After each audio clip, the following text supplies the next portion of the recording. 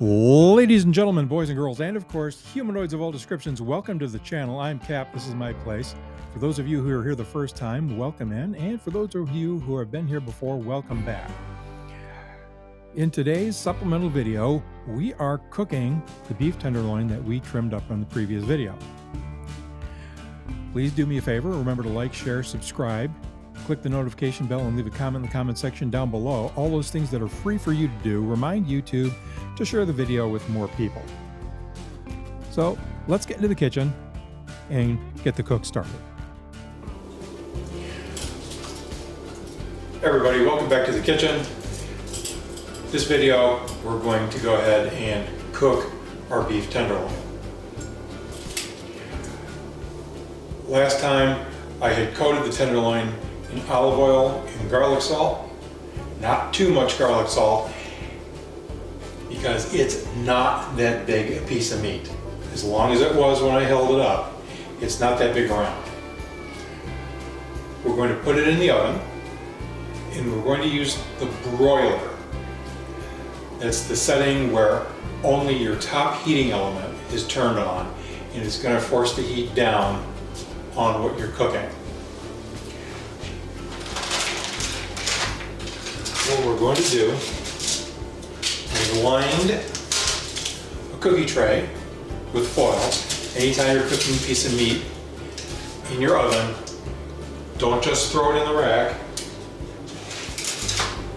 Fat drippings will fall down into the oven onto heating elements, and you could cause a fire, and that's what we call not good. So use a cookie tray, line it with foil to make cleanup easier, and of course we're going to use a rack that'll let air circulate around whatever we're going to cook. So, according to my 3x5 card, because I actually do know how to read and write, we're going to preheat the oven, and we're going to put this in at 325 degrees. We're going to monitor the temperature. How are we going to do that? Well, what I'm going to use a probe. This is going to go in the piece of meat. The wire will come out through the seal in the door, and I'll be able to see the temperature of the piece of meat on the display. And we're going to take this piece of meat to just past rare. So rare is generally accepted at a temperature of 120 to 125 degrees. That means that we're going to pull it out of the oven at about 117 degrees. What's going to happen is the meat will continue to cook. It'll carry over, and the temperature will continue to rise after you pull it out of the oven. Don't let this piece of meat get past 130 degrees. It's a very lean piece of meat, and if you let it get too well done, close into well done, you're going to ruin it. The second thing we're going to have to remember, when you pull this out of the oven, it has to sit. Any type of beef, pork, poultry, it has to sit. Poultry means chicken for those of you who are asleep in class. Okay? It has to sit because as it cooks, the muscle fibers, which is what meat is, they tense up. They have to sit on the counter, tented in foil, and get a chance to relax. Now, because I'm going to serve this to family at another location, I'm going to wrap this in foil. I'm going to put it in a foil boat, cover that in foil, put it in the front seat of the truck, and off I'm going to go. And that's going to be its rest period. If you just pull it out of the oven and start slicing into it, what's going to happen is all the juices that you've struggled to retain are going to run out all over your cutting board and your kitchen counter. And no matter how hard you tried, no matter how many things you did right in the prep and during the cook itself, that piece of meat is going to be dry. Let's go ahead and get started. I'm going to turn the oven on.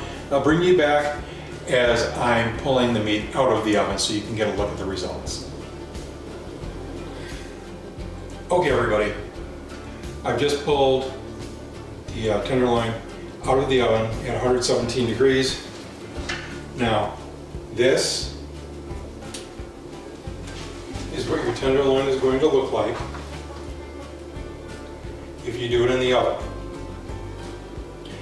The oven doesn't present any opportunity to create a crust like a grill would do, whether you're using an egg or a kettle. And even though I pulled it at 117, let's see if we can get this here on camera. It's carried up to 118 already. So that carryover is going to take place and take us all the way into just touching into medium rare. But I'll be right back in a moment, and I'm going to show you how I tied this up using a bath towel. Okay guys, we've got our towel rolled up here representing our tenderloin.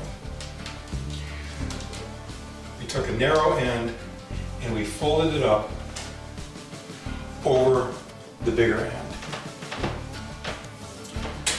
We took our butcher's twine, and you can either use a knife or you can use scissors or kitchen twine, or excuse me, kitchen shears.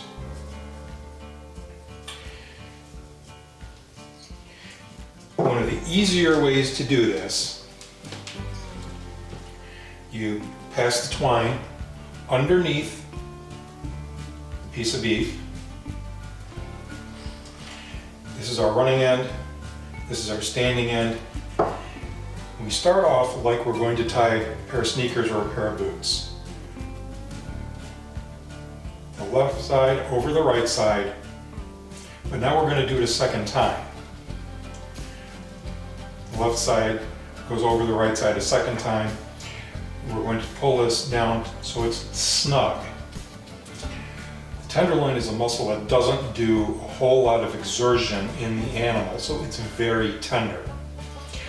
If you pull this too tight, you run the risk of tearing through the meat. So just snug it down. Now we're going to take the right side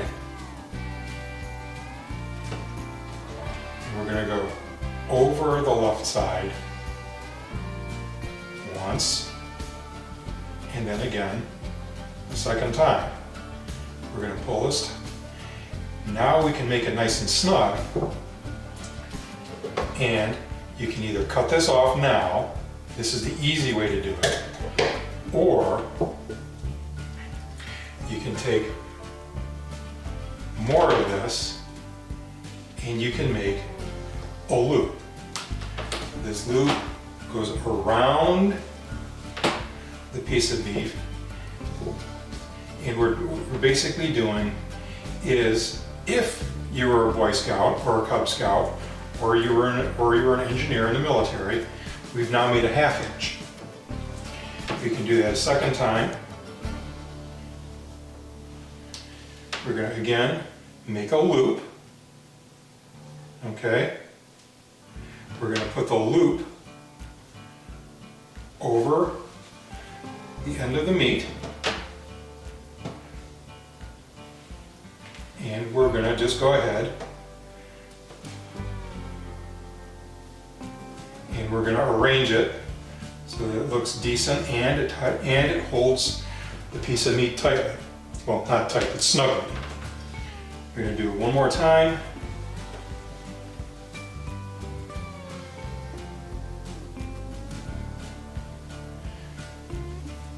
And see, I screwed that up. I went the wrong way with my loop.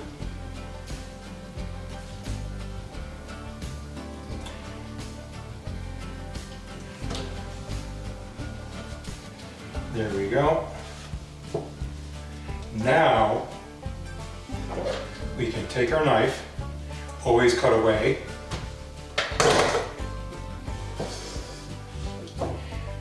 Now what I can do is I can take this piece of string here, again the standing end, Okay, I can pass it underneath there. Now I've got a loop. I can go once, I can pull it tight,